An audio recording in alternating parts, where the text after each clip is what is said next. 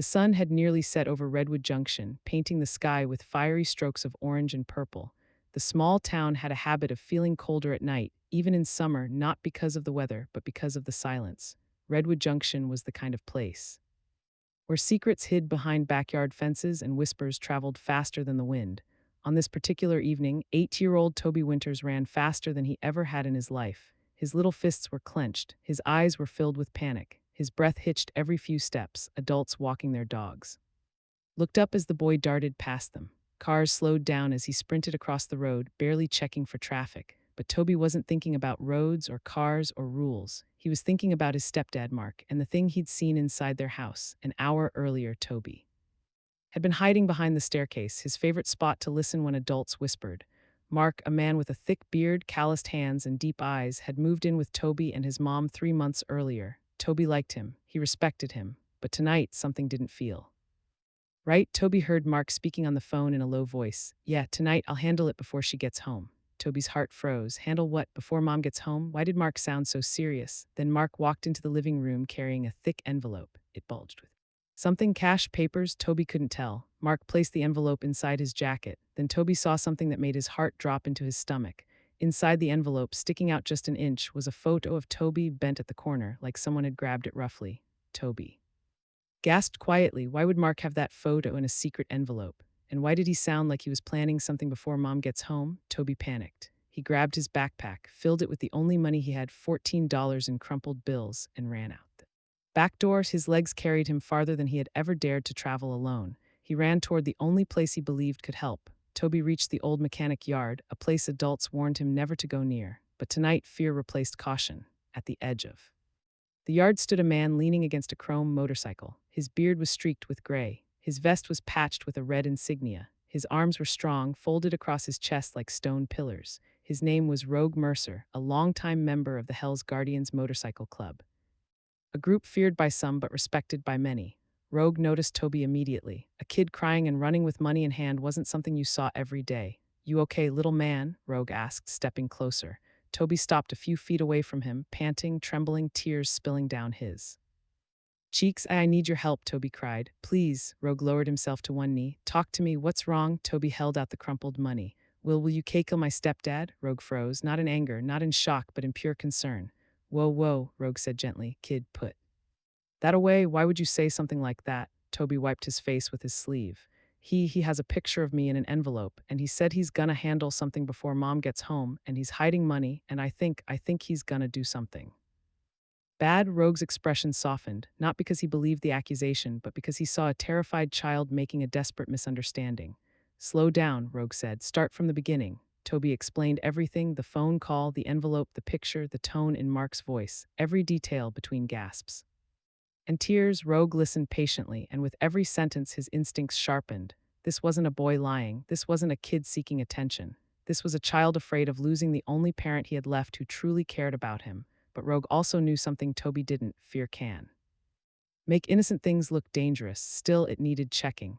Okay, Rogue said softly, placing a hand on Toby's shoulder. You did the right thing coming for help, but we don't hurt people, ever. Toby nodded slowly. I just don't want him to hurt my mom or me. Rogue exhaled. Let's find out the truth. I'm not leaving you alone with this. He reached into his pocket and tapped his phone twice. You calling the cops? Toby asked nervously. No, Rogue said with a small smile. I'm calling someone better. 5 minutes later, 2 more bikers rolled into the alley. Tank and Reeves, both veterans of the club, steady and level-headed. Rogue pointed at Toby. This little guy thinks something's wrong at home. We're gonna check, but carefully. Tank crouched beside Toby. You scared, champ? Toby nodded. Reeves adjusted his glasses. Bikers wear glasses too. You ever think maybe your stepdad was trying to protect you? Toby shook his head quickly. He had a picture of me in that envelope. Why would he hide that? The bikers exchanged a quiet glance. Rogue spoke up. That's what we're going to find out, safely, and with you right beside us. Toby took a deep breath. Okay. Rogue lifted the boy onto his motorcycle, securing him with his jacket. All right, buddy, let's go find out what's happening.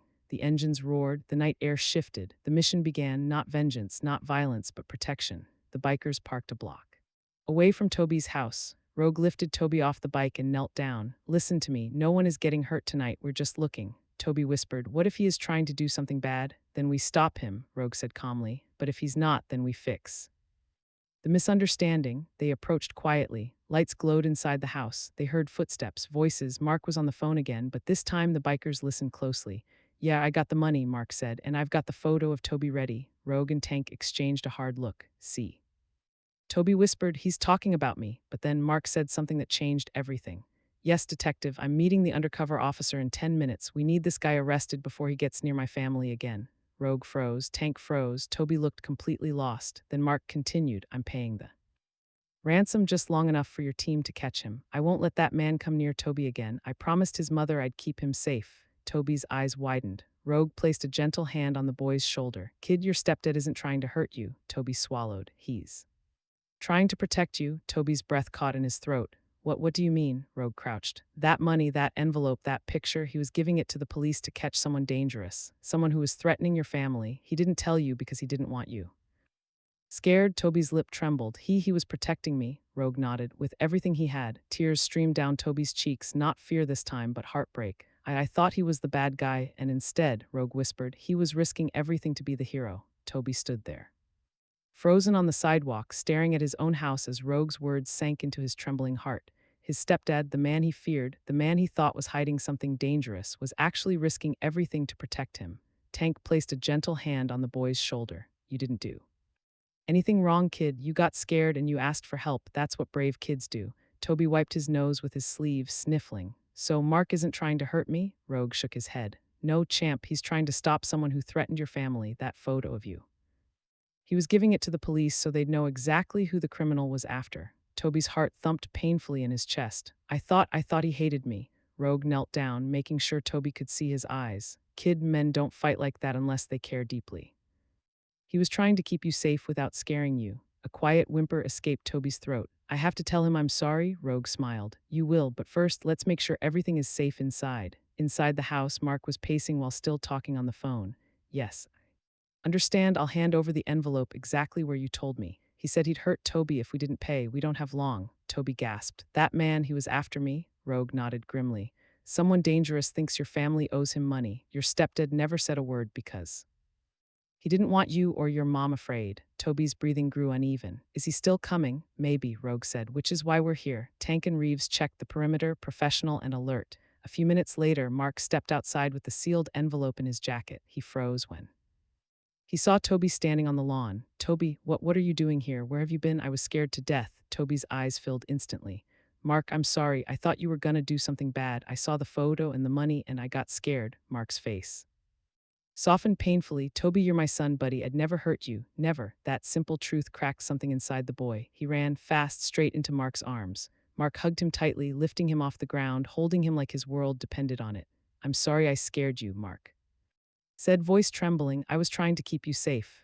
I'm sorry I ran away, Toby whispered into his chest. I didn't understand. Rogue stepped forward. You two can talk more in a minute, but first we need to deal with the man threatening your family. Mark looked up sharply. You no, Rogue nodded. We overheard enough to know what's going on. Mark swallowed. I didn't want Toby involved. I didn't want my wife terrified. This guy, Travis Greer, is dangerous. He thinks I owe him money from my old job. I left that life behind years ago, but he won't accept it.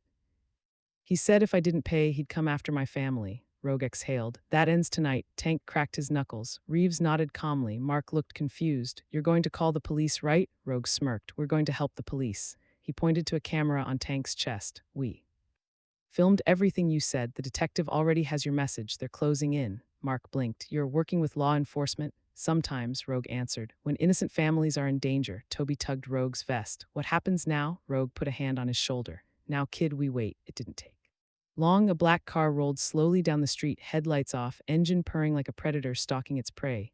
Rogue whispered, that's him. Mark stood protectively in front of Toby. Rogue stepped beside them. Tank and Reeves appeared on the flanks like shadows. The car stopped. A tall man stepped out. Travis Greer, greasy hair, jagged beard, eyes sharp and cold. He sneered when he saw Mark. Got my money, Winters? Mark held the envelope tightly.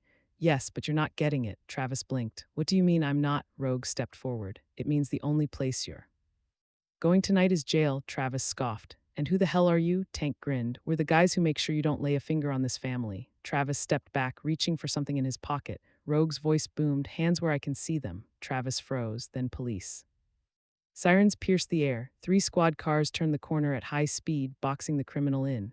Officers leapt out, guns drawn. Travis Greer, drop your weapon. Travis panicked. He lifted his hands. A small metal object fell, a folding pocket knife. Officers swarmed him instantly, shoving him to the pavement, locking on cuffs. Toby clung to Mark, shaking. Rogue rested a steady hand on the boy's shoulder. You're safe, kid, it's over. Mark scooped Toby up, holding him tighter than ever. The lead detective approached Mark with a nod. Your message helped us catch him. Thank you, Mark sighed.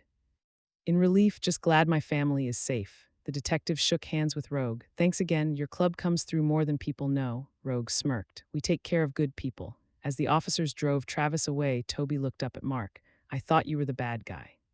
He whispered, cheeks wet. Mark knelt, pulling him close. You were scared, Toby, and you didn't know the whole story. I should have told you more. I just wanted to keep you safe. You're not mad at me, Mark smiled, tears in his own eyes. Mad, Toby, you came running to protect your family. That makes you braver than most men I know. Toby hugged him hard. I'm glad you're my stepdad. Mark held him tighter. And I'm proud to be your dad. Rogue nodded approvingly. Good men deserve each other. Later, when the night calmed, Rogue crouched down to Toby's height. You did good today, buddy. Toby sniffled. I thought I made everything worse.